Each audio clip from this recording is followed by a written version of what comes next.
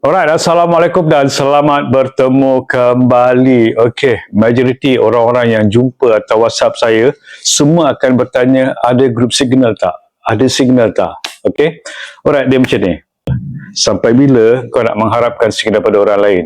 Sampai bila kau nak bergantung pada signal orang lain? Sampai bila engkau nak menunggu signal daripada orang lain? Yang kaya bukan korang yang menunggu signal. Yang kaya adalah orang yang memberikan signal. Cadangan saya buat korang-korang semua belajar. Okay, dekat YouTube tu ada banyak teknik-teknik setup-setup yang korang boleh belajar. Korang belajar je satu persatu dan korang pilih satu atau dua saja setup yang sesuai dengan korang, yang kena dengan korang.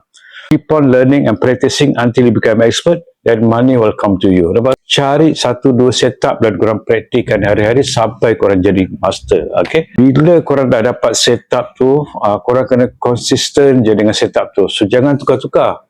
So ramai orang apabila satu setup tak jadi, dia tukar setup lain. Setup ni tak jadi, dia tukar setup tu. Setup ni tak jadi, dia tukar setup tu. Lama-lama 40 tahun. So lama-lama 40 tahun dah kau tunggu je setup. Saya macam biasa, setup saya adalah candle Jepun. Jepun inilah yang saya gunakan untuk entry di zone supply and demand.